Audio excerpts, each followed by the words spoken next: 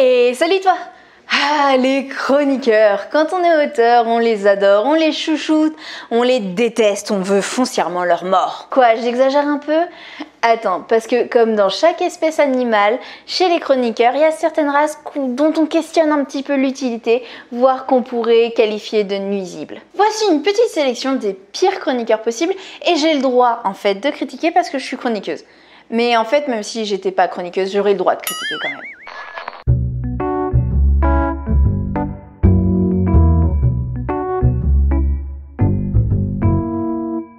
N'aie pas peur d'être celle qui fait des étincelles.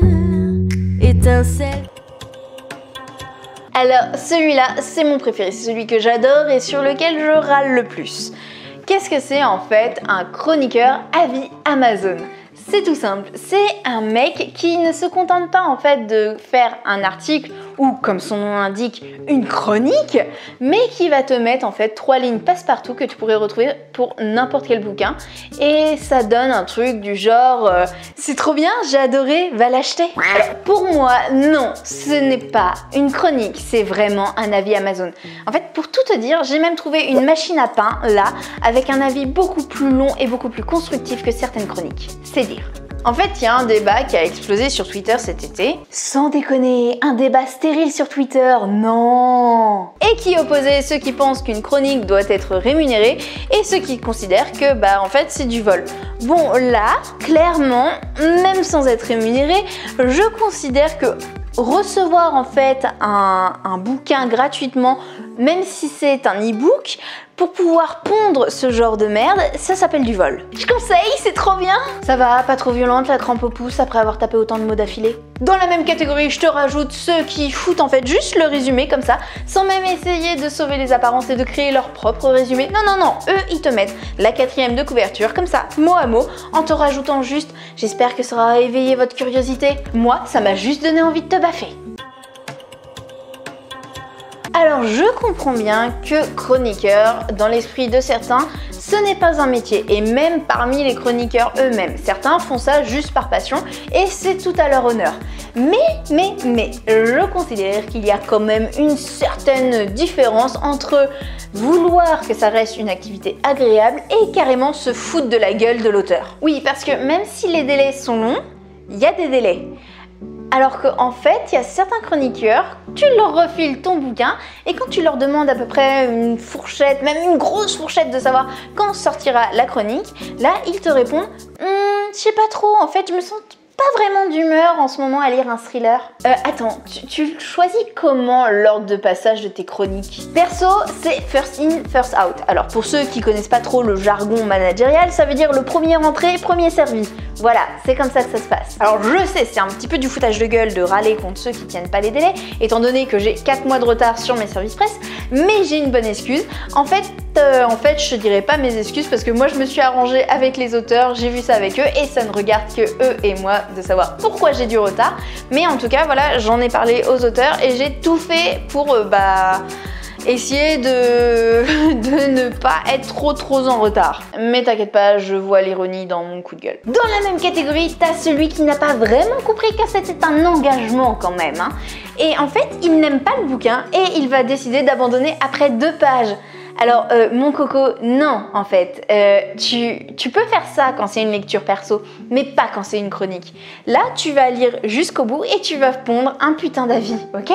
Alors, on va pas se mentir, tu peux lire entre les lignes, tu peux lire vite fait, personne n'en saura rien. Mais tu lis quand même. Fais au moins semblant. Lire un chapitre et dire « j'ai pas pu aller plus loin parce que j'ai pas aimé », c'est pas possible en fait. Non, là, tu peux pas faire ça. On va remettre les pendules à l'heure. Être chroniqueur, c'est tout simplement faire en sorte de conseiller un bouquin à son public cible. C'est pas dire si toi tu as aimé, parce que ça on s'en fout complètement. C'est comme si en fait t'avais un libraire qui ne vendait que des bouquins qu'il a aimés.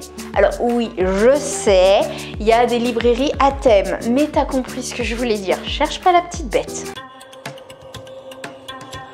Alors là, tu as 2 modèles différents, mais mon préféré, ça reste celui qui exige un service presse physique et qui en plus te remet un avis Amazon. Là, en fait, tu sens que le mec, il a fait ça pas du tout par amour pour la promotion des petits auteurs, mais parce que il voulait lire gratis. Et vu l'avis Amazon qu'il a foutu, t'es même pas sûr en fait qu'il ait lu ton bouquin. Certains chroniqueurs considèrent en fait que les auteurs haute qualité sont juste des distributeurs à lecture gratuite. Alors quitte à se foutre de notre gueule, tu sais quoi, va directement en fait sur les sites de téléchargement illégaux et là assume que tu nous prends pour des cons. Ah oui, c'est pas possible parce que sur les sites de téléchargement illégaux, ils fournissent pas de brochets. L'autre modèle, c'est celui en fait qui a adoré ton tome 1 et qui maintenant à chaque fois te demande un service presse dès que tu sors un nouveau tome. Et là t'as compris que pour lui en fait c'était plus vraiment du service presse mais c'était juste devenu une série Wattpad qu'il avait gratuitement quoi. Pour ma part, oui, j'ai déjà fait en fait les services presse de plusieurs tomes d'une même saga, mais ça a toujours été en fait à la demande de l'auteur. J'ai refusé de continuer les services presse de certaines sagas que j'appréciais énormément parce qu'en fait pour moi ça commençait à être totalement irrespectueux de continuer à me faire arroser comme ça gratis alors que j'aimais beaucoup la saga et je voulais plutôt payer. Je sais pas, appelle ça du respect ou de la connerie comme tu veux, mais moi c'est comme ça et c'est ma mentalité. Là, c'est celui en fait qui se sert de ton bouquin pour faire des concours et gagner des abonnés. Quoi, tu savais pas que ça existait? Laisse-moi en fait te raconter ma petite enquête parce que oui, quand je veux, je peux être une vraie fouine. Je vais pas te faire un story time, mais en gros, j'ai repéré un chroniqueur qui faisait beaucoup de publications, genre 3 par semaine, et beaucoup de concours. En regardant de plus près, en fait, ces chroniques, c'était ce que j'appelle des avis Amazon, clairement, et en fait, c'était des phrases totalement bateau que tu pouvais coller pour n'importe quel bouquin. Et il se trouve que malheureusement pour lui, ce chroniqueur là, j'avais pas mal de SP en commun avec lui. Alors SP c'est service presse donc.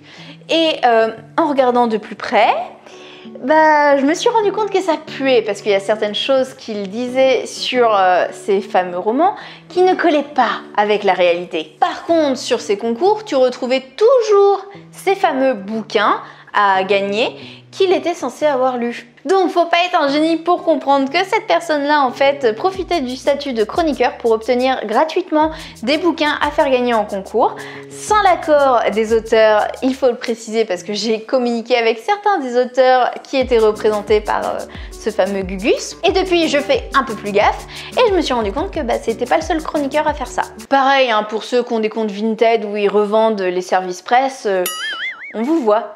On sait que vous existez.